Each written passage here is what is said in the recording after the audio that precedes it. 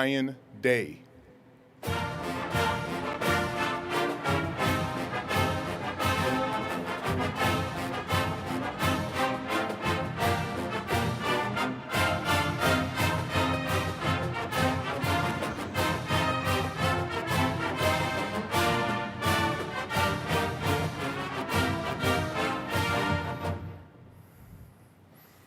Thanks, Kevin.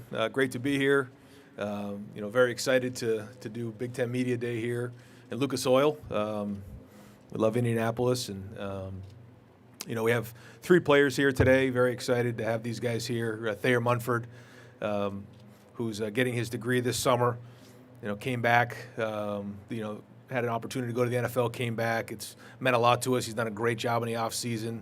He's had a great career already at Ohio State and came back to leave a legacy behind. So excited that Thayer's here. Zach Harrison's here as well.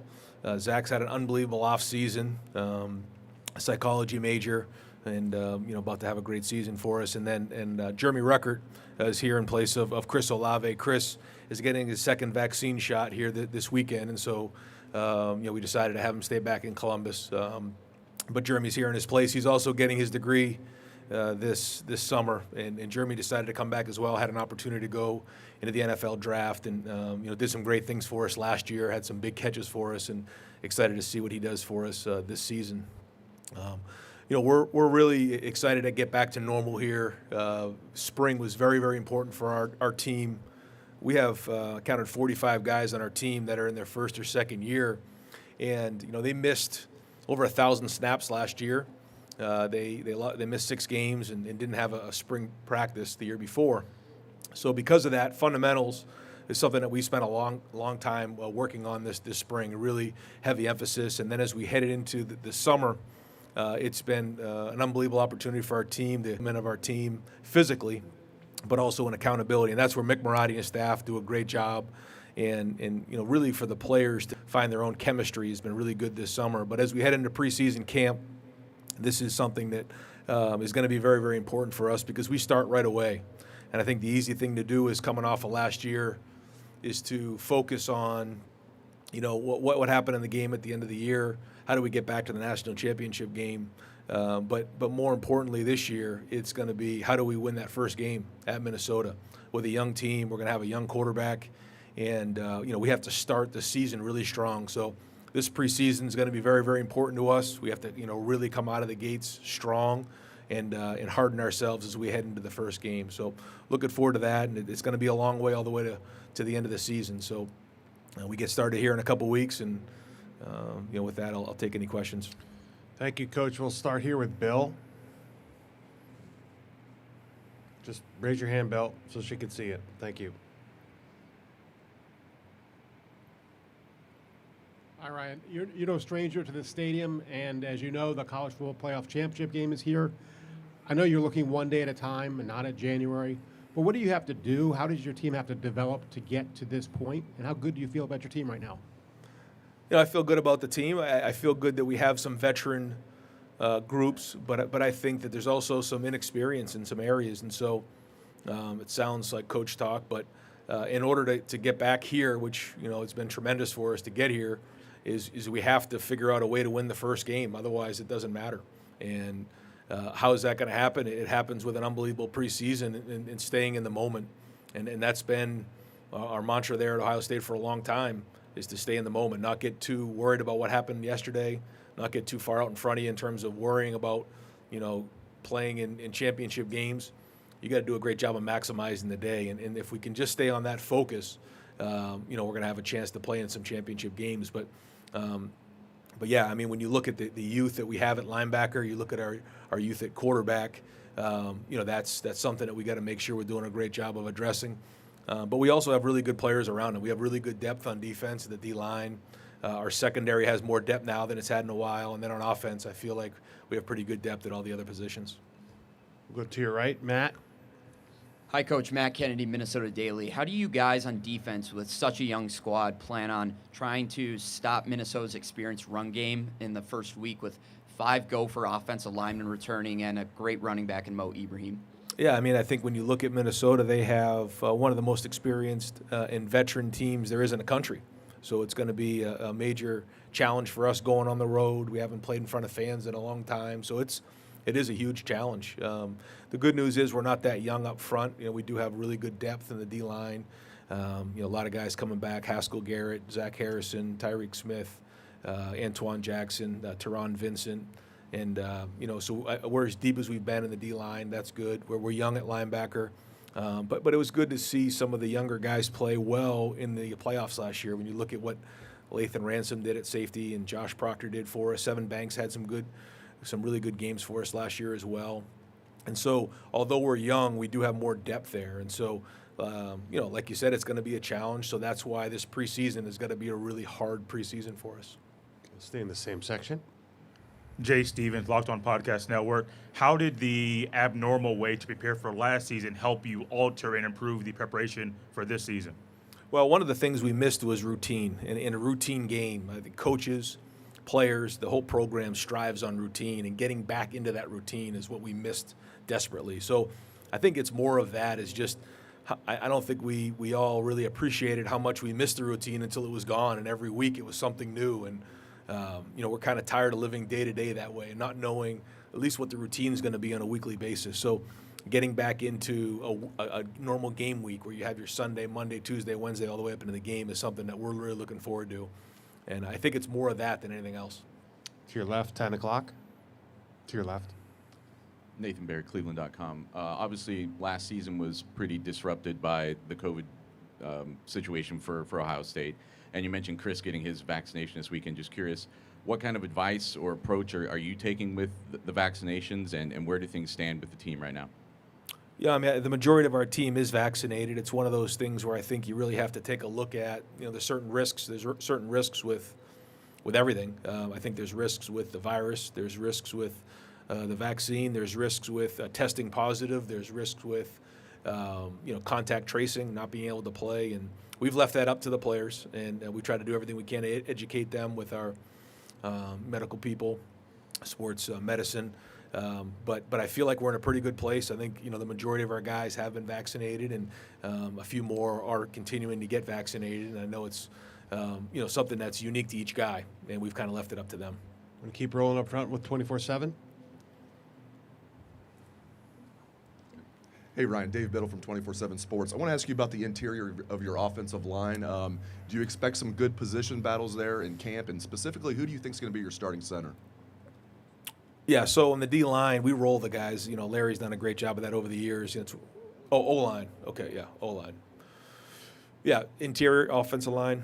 Yeah, well, yeah, that's going to be a good battle there. I think Harry comes back. Harry Miller played in his second year. Very hard to do at Ohio State. And, he's come back. He's, really changed his body, had surgery on his shoulder. Looks great. He's had a really good offseason.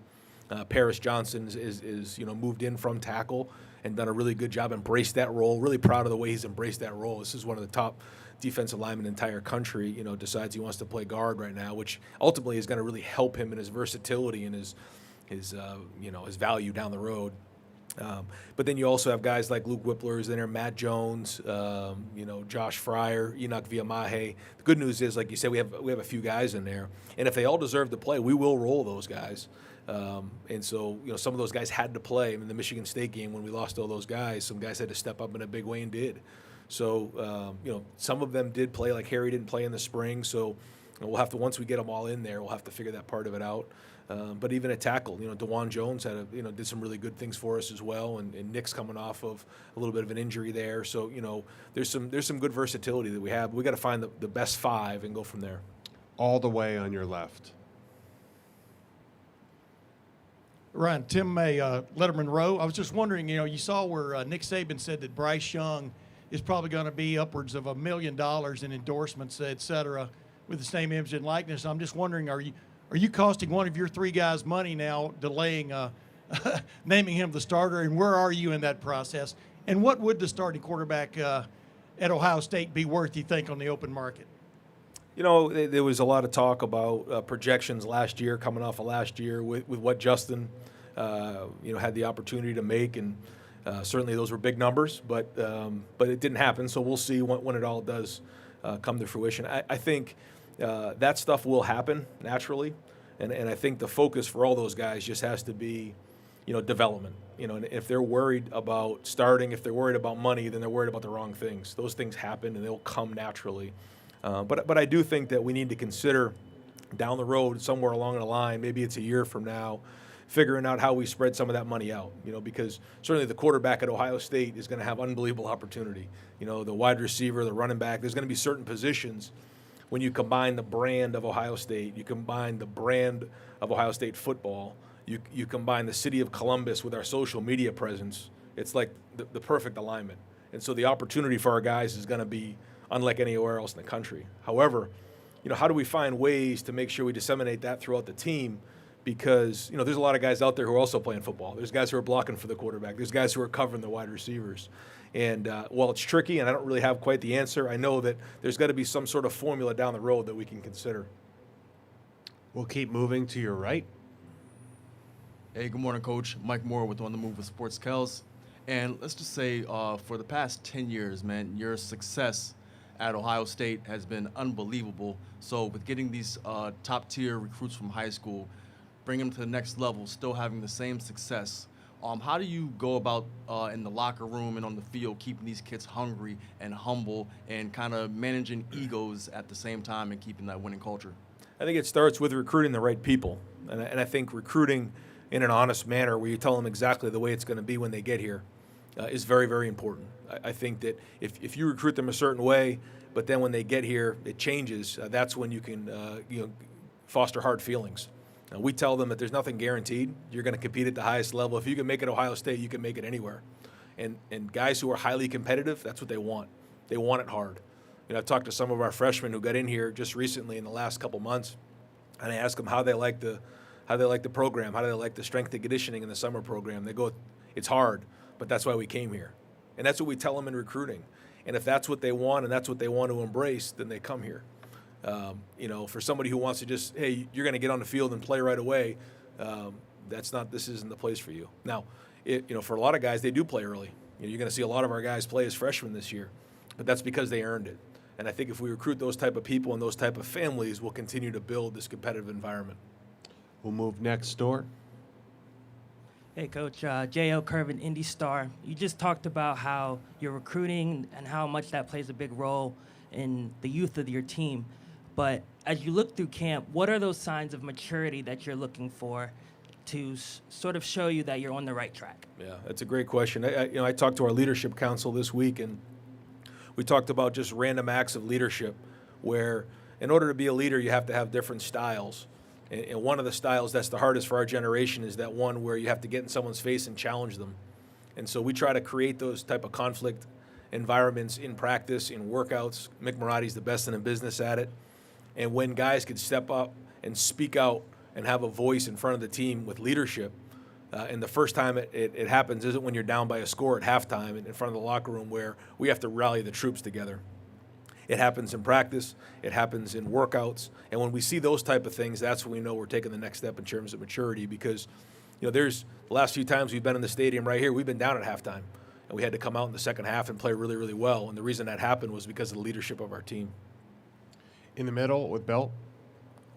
Coach Bill Bender, Sporting News. Obviously, this recruiting cycle, you brought in 2 more 5-star defensive linemen in Jack and JT. I mean, you kind of started to answer it earlier, but what are the expectations for those guys in a group that pretty loaded on that side or that defensive line that you have there? Yeah, it's highly competitive. We roll guys. Larry Johnson loves to roll defensive linemen, so they're all going to play. And, Jack and JT are in 2 different situations. Jack came in January and put on a bunch of weight. He looks great. He's had a really good offseason.